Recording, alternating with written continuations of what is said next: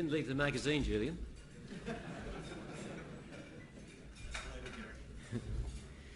18 bloody years, Julian. 18 bloody years. That's how long it's been. Julian has asked me today to talk about the evolution of the company from a junior explorer to a mid-tier miner. I'm not going to start 18 years ago, other than to say that when we were formed in 1995, if I hit the right arrow, try this one. Okay. When we were formed in 1995, we were really focused on mineral exploration in the Yilgarn Craton. We were involved in a joint venture with luminaries like John Ferguson, Doug Dunnett, Bob Bryan, Ken Talbot, and we had this notion that the Yilgarn Craton was bigger than previously thought, and that it extended south of the Jeddah Fault. And indeed, I think we demonstrated that indeed it did extend that far south.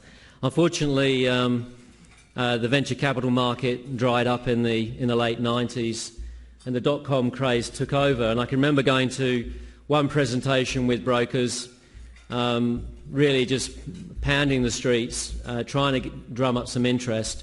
And I knew we had to change our strategy when some young gun was reading a newspaper during my presentation around a table. He was reading a newspaper, and at the end of my presentation he said, "And when are you going to go .com?"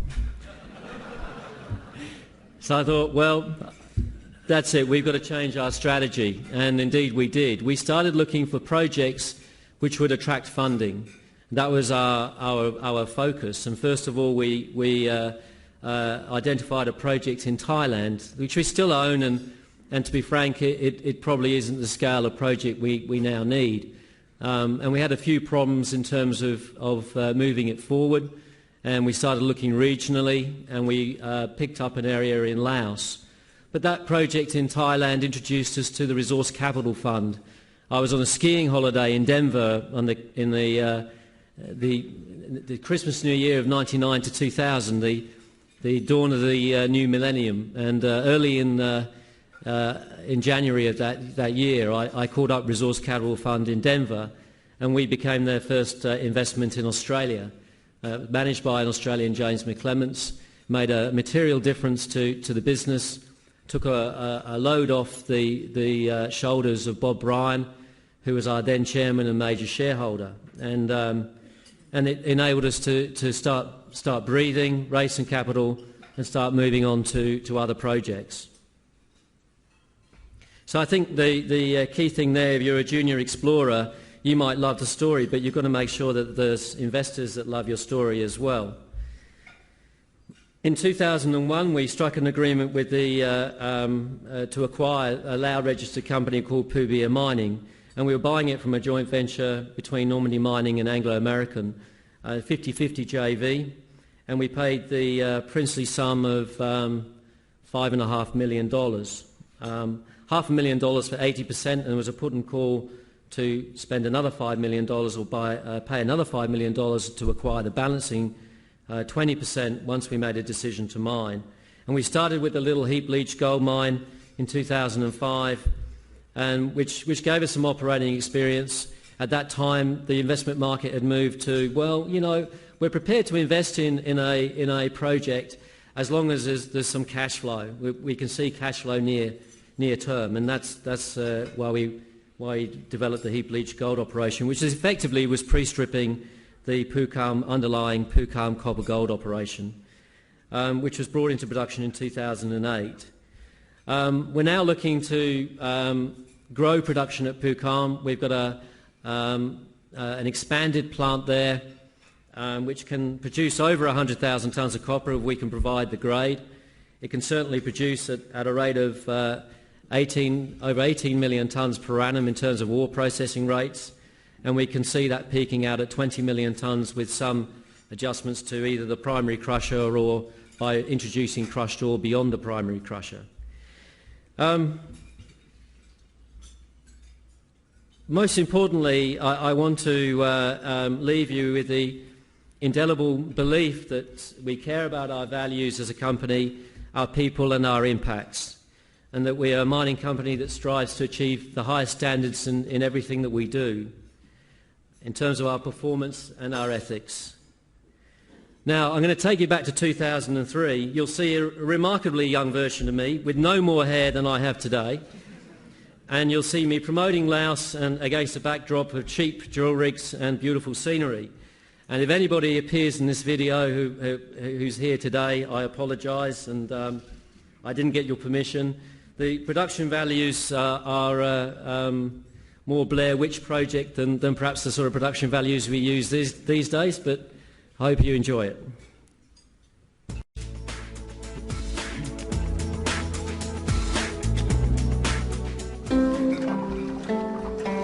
PanAust is on the cusp of developing a copper-gold project which would have significant implications for the local economy in Laos. The copper project could produce 50,000 tonnes of copper a year. The reason that we were attracted to Laos was that there was a project here established by Normandy Mining and Anglo American, and similar to CRA at the Sepon project and an earlier exploration effort by Newmont in this country, the work that they had done had identified some significant mineral potential in our area. We have a contract area which has a term of 27 years, which guarantees our rights from exploration all the way through to mining, and that sort of security of tenure is pretty well unheard of in Western countries such as Australia, and it's a huge attraction for companies to make the move into Laos.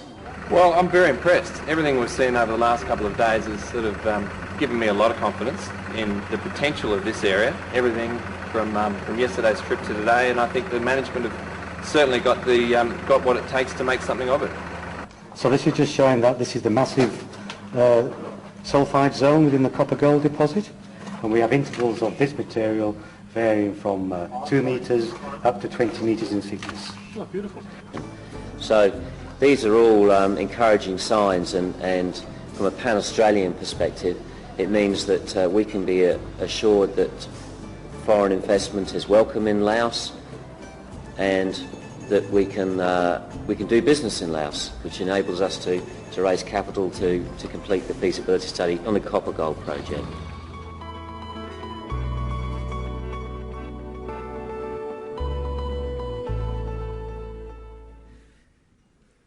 And then once we started the Pukam heap leach gold mine, we got a good wriggle on, and we moved straight into the funding for development of Pukam, and the first sales of Pukam copper gold concentrate timed to coincide with the downturn in the global economy in 2008.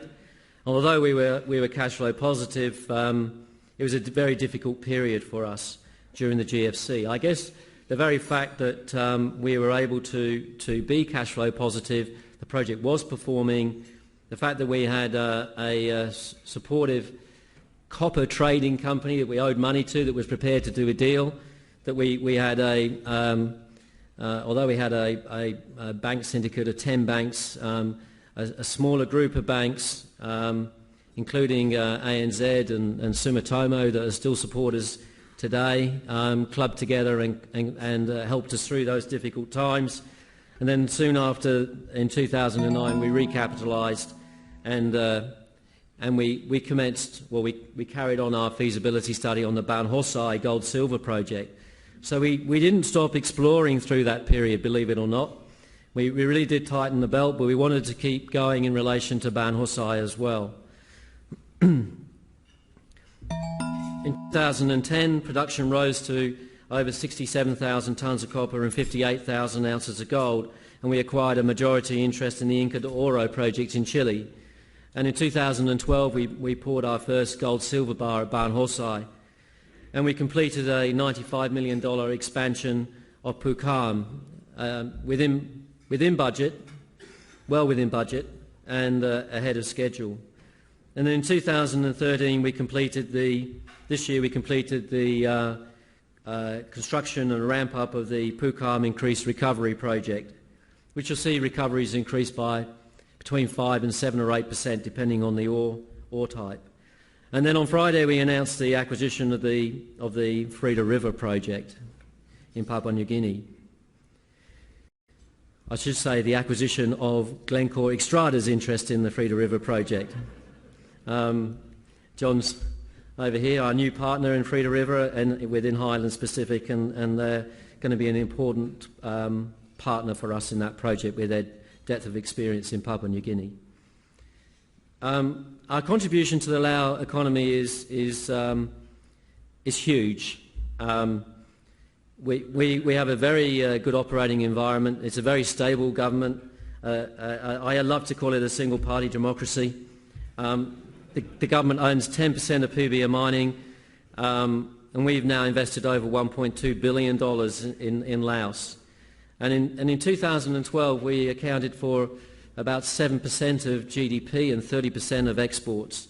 So we're almost sort of Codelco-esque in terms of size in the economy of Laos.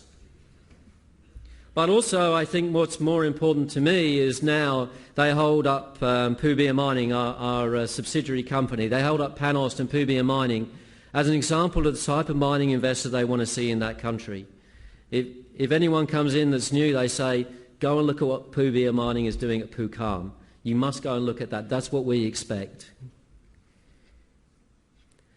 Pukam and Ban Hosai are providing strong cash flow to support dividends and growth. And we see production progressively lifting to a peak of 90,000 tonnes of copper per annum in 2018 and 19. So the outlook for this year is between 62 and 65,000 tonnes of copper, rising to between 65 and 70,000 tonnes of copper next year. In fact, we're already producing at that annualised rate in the second 6 months of this year, and more than 70,000 tonnes in 2015, and then a progressive rise to over 90,000 tonnes in 2018.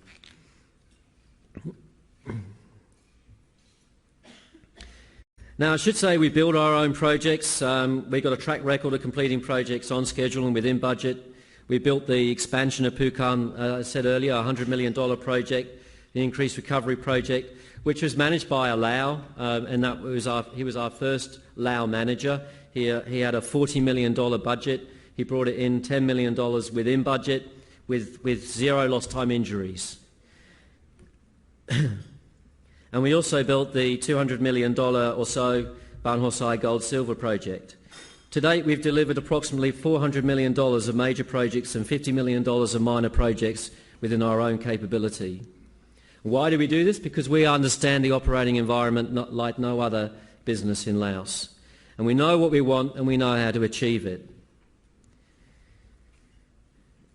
The contract area has is over an area of 2,600 square kilometres, and we're particularly focused on the trend of mineralisation extending 13 kilometres or so north of Pukam. Within that, we've identified the LCT deposit. We've also identified the Namvay deposit, quite strong gold signature at Namvay. And then in the north, around Ponsavan, we've identified two projects of significant interest. One is called Puhei, which is a gold project which we'll be working on next year, and the other is the KTL deposit, which we're now close to completing a pre-feasibility study on two options. One is an integrated project, which would be about a $300 million project producing over 20,000 tonnes of copper per annum for about 7 or 8 years. But we're now leaning towards a high-grade option to truck the ore 100 kilometres down to Pukam. And, 100 kilometres for us is nothing. We truck our concentrate nearly 1,000 kilometres to a port in Thailand. We understand how to move things around. We understand how to build roads. We think this will be a low capital cost scenario, probably of the order of 40, 50 million bucks, and the sort of trucking rates we're looking at would be over 1 million tonnes, maybe 1.5 million tonnes per annum, at over 1% copper, you do the maths and it would add another 10,000 tonnes or so copper production to that increasing profile over a 5 to 7 year period. The pre-feasibility study will be finished at the end of this year, either for reporting to or prior to Christmas or in our December quarterly report. At Inca de Oro in Chile, in the Atacama Desert, north of Copiapó, near the Codelco project of El Salvador. We have a joint venture with Codelco. We own just over 60%. There's a feasibility study underway, scheduled for completion in the middle of next year. And we like this project. We like the relationship with Codelco. We think it could leverage us into other opportunities there. We're currently focusing on a deposit called Carmen, which we own 100%, which is 10 kilometres away from Inca de Oro. And conceptually, we would convey ore or truck ore, depending on its size, to for processing at Inca de Oro. In terms of water, we think we'll have access to water from the El Salvador mine. At the moment, they evaporate water they don't need, and the rest of it flows to the ocean, which is a bit of a waste. And we think we've got a solution to power. So our real focus at the moment is on proving up tonnes and grade at Carmen.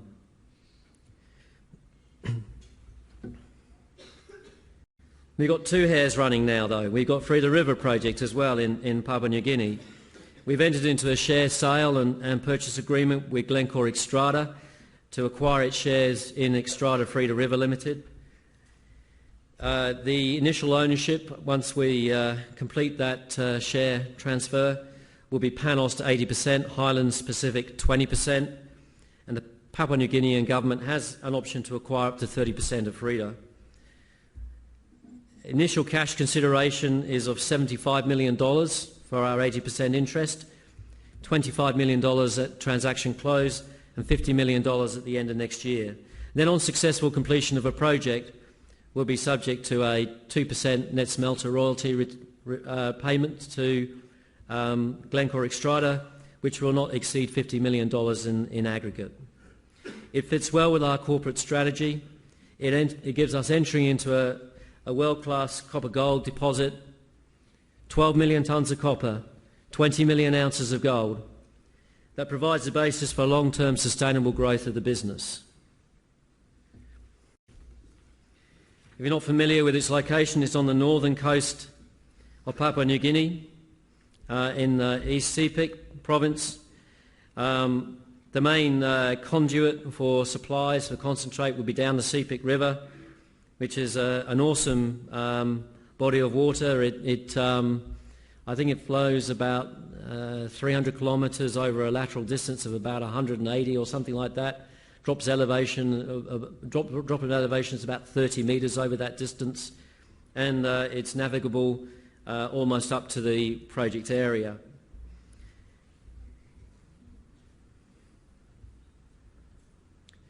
To date, 4 copper-gold deposits and several prospects have been identified along a 10-kilometre train. We've been focusing on the HIT deposit, and it's over project terrain which is very similar to PanAust Pukam operation in Laos.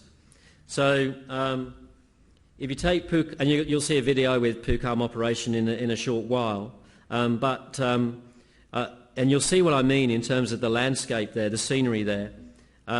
We will simply take our process plant there, not literally, we'll build another one, but take the design and take it to Papua New Guinea and put it in a similar sort of environment, similar location in Papua New Guinea. In our view, with all due respect to previous owners of the project and current owners of the project, we believe that the managers of the project previous managers have looked for a big solution to a world-class deposit, and the solutions have been very complex, have been very high capital, and in our view, a mid-cap scale project is better suited to that topography, to the geometry of the ore body. And once you're there, once you've made that investment decision, then you can start leveraging off it. You've got ample opportunity to grow that business once you've established that foothold.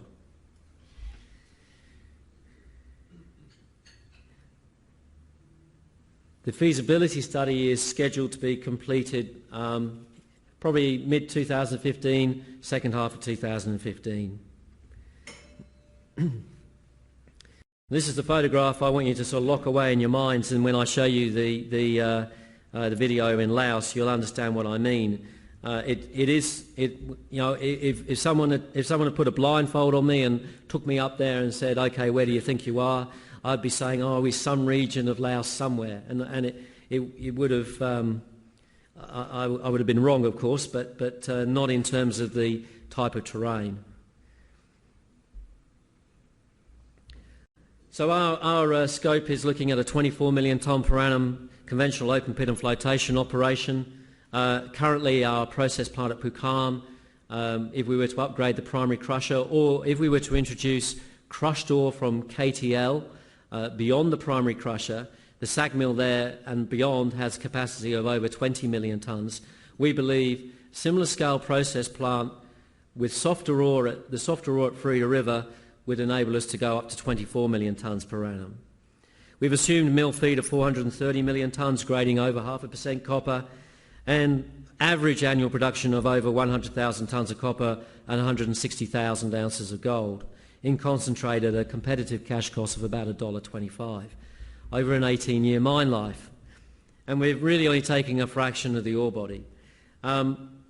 If you look at, that's just an average, and that's assuming maybe when we're processing primary ore, the throughput might be down to about 20 million tonnes. So in the initial years, we see a opportunity to have increased production. The strip ratio is very low, less than 0.6 to 1, which includes any pre-strip. As I mentioned before, the Sepik River will be the main artery for the supply of materials and export of copper gold concentrate. Our capital cost estimates through our due diligence were estimated to be between $1.5 and $1.8 billion, and that would equate to, in global terms, a competitive capital intensity of $13,000 per tonne of annualised copper production.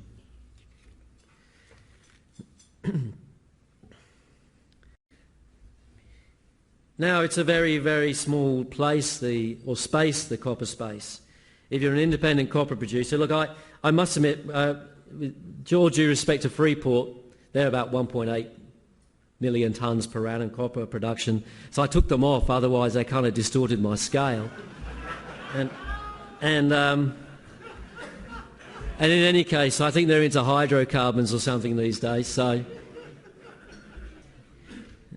on a independent copper basis, we're looking to move into the top half a dozen or so copper companies globally, and you can see there's not a lot of copper businesses out there.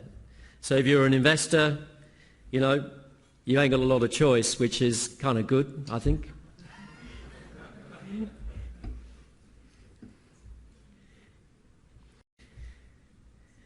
23 companies in the ASX 200 have had comprehensive sustainability reporting for the last 4 years, and PanAust is only one of 3 companies outside the ASX 50 to have met this standard, and we're only one of only 4 mining companies to do so.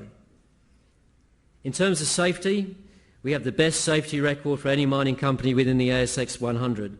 Last year, our total recordable injury frequency rate of 2.2 per million hours worked was the second best amongst all ASX 100 companies, and 5th best in terms of LTI frequency rate with 0.2 per million hours worked. Only 2 companies with a predominance of white-collar workers had a marginally better performance. This year our performance continues to improve, with 0 harm being achieved in most areas of the business. And this is remarkable in a country where there is no mining culture. And it's a great credit to our operating team, and it's also a great credit to the work ethic, the approach of the Lao people. And as a business, we care about and respect the people we impact the most. Of this much I'm certain: every employee to his or her core derives pride and job satisfaction in working for a company that acts with integrity and thinks beyond the bottom line.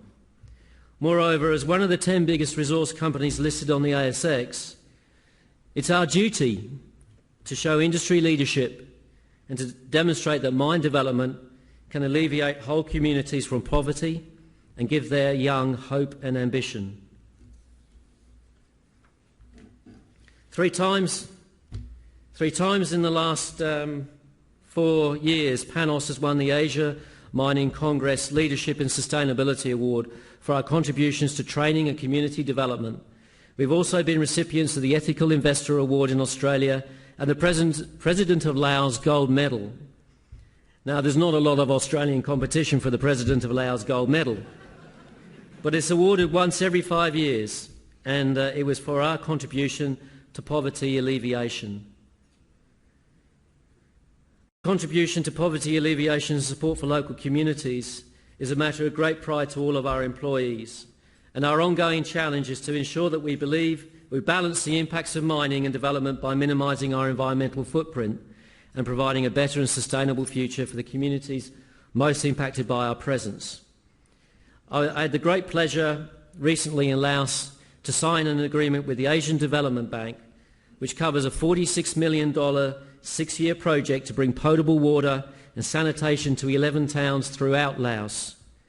PanAust will provide $1 million per annum in the form of a grant, and the ADB will provide $5 million per annum in the form of soft loans to the Lao government.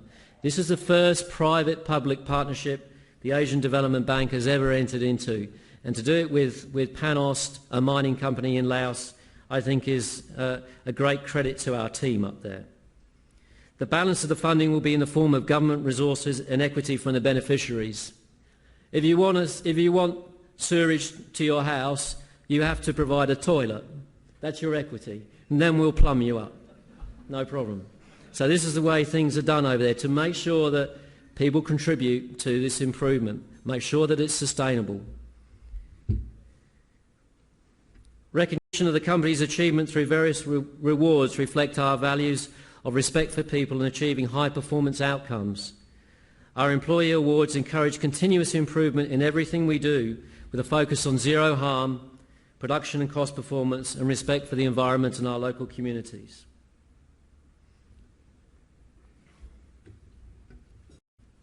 So this is the story so far. We're a competitive copper and gold producer, and we've got strong cash flow to support growth initiatives. We have organic growth provided by capital-efficient brownfield opportunities in Laos and pre-development opportunities in Laos, Chile and Papua New Guinea. We've got a proven track record of discovery and resource growth, and a proven track record as a successful builder of operations. And I think that, you know, when I look at the decision to go and invest in Freda River, we try and look for opportunities when the time is right, and it's not just about the price you pay, it's about the time when big companies are thinking, well, maybe we need to pare back and focus on other things, and that's the opportunities that mid-cap companies can move into. Can another junior company do what PanAust has done? Can another junior company go out today and raise $160 million of equity and $160 million of debt, and your market cap is $160 million? I don't know. It's a difficult market right now.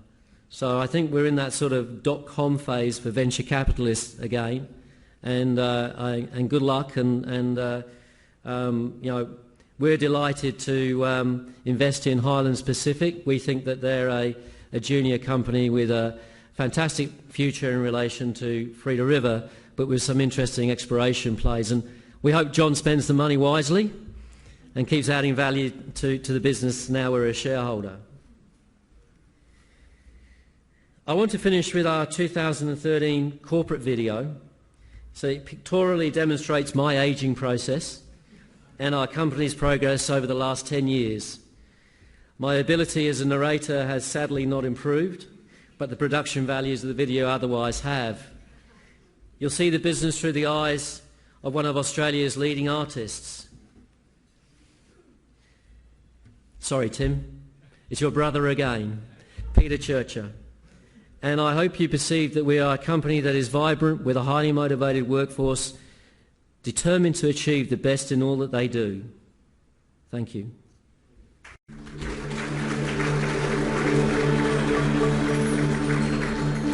PanAust is a significant independent copper producer, and there aren't too many publicly listed companies globally that are focused on copper. PanAust is well regarded for its growth profile, but not just that we've got a plan, but also that we've been demonstrating over the years that we can deliver against that plan.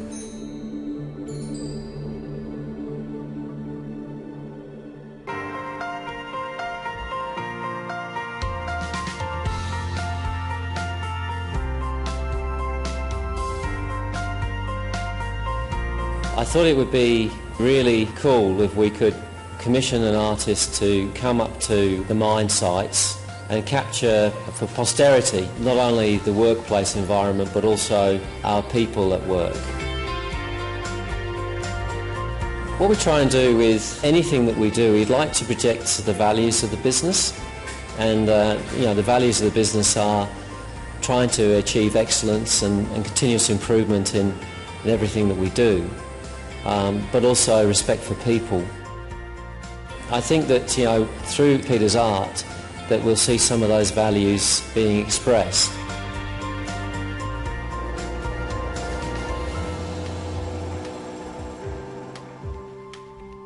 I thought that was a fabulous opportunity to work in a new environment, somewhere out of the studio, and really looking at things, fresh new things with an open eye, and really get some interesting images.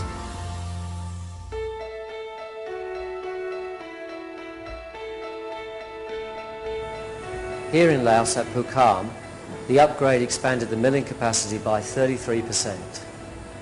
It meant that we've added another ball mill, so we now have 2 ball mills. And we have an extra bank of rougher and cleaner flotation cells. Now all of that extra grinding and flotation capacity has meant we're also able to increase copper recovery to approximately 75%. The $40 million increased recovery project will lead to a further 6% increase in copper and gold recovery.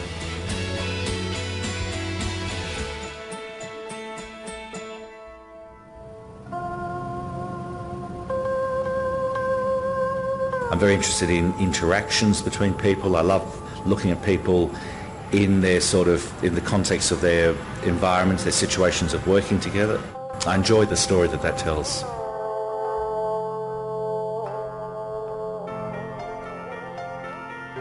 Ban Hosai, which is 30 kilometres west of Pukam, is really performing well, fantastically well. Our expectation is that mine life will extend well beyond 10 years. There's still a lot of potential there, and we'll continue drilling into the future.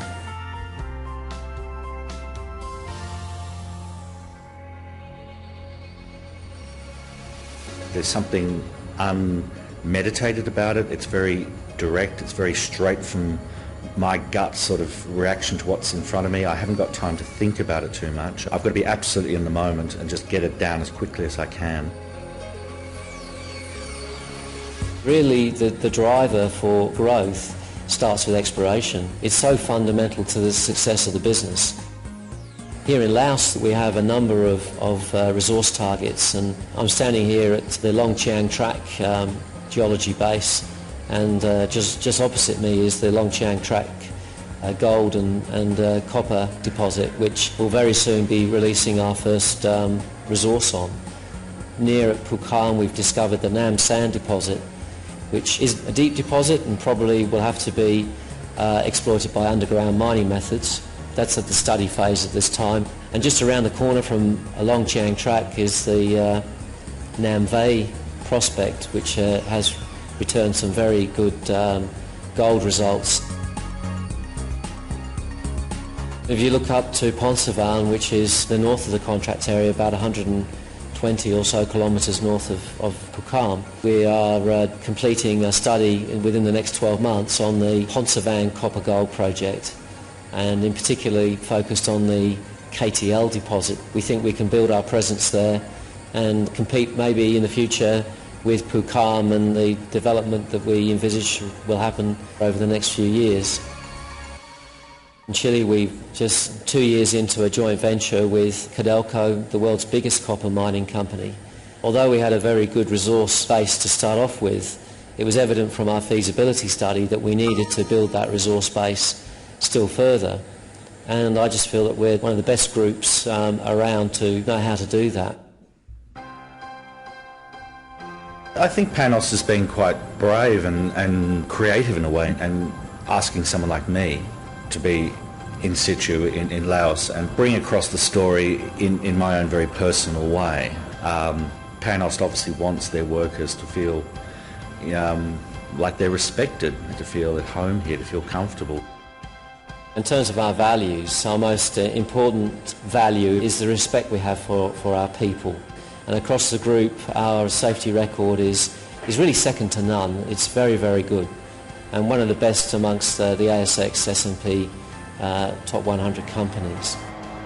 One of the biggest legacies that a company like PanAust can leave behind is the education and the training that we're able to provide. But 85% of our employees are Lao, and there was very little mining experience amongst the workforce. So it's been a major focus for us to make sure that they receive adequate training. We do it through an apprenticeship training scheme. They go on a 4-year course of training. That also includes on-work training as well. So we continue to guide them beyond the apprenticeship training schemes to make sure that they become proficient at the trades they've chosen. In terms of sustainability, respect feeds into our view about environmental impacts, environmental management, and of course we have to comply with the laws of the country and make sure that our standards are beyond those which might be expected under Lao law or even under international law. PanAust obviously wants a very close relationship with the villagers. They're doing everything they can to really be a part of the community, which I find really interesting, because there could very easily be this wall, and there is no wall. That this is a very open, fluid movement between the two. We're very pleased with our record in terms of community development, whether it be microfinancing, whether it be assisting with infrastructure. We're very, very pleased with the way those programs have worked extremely well.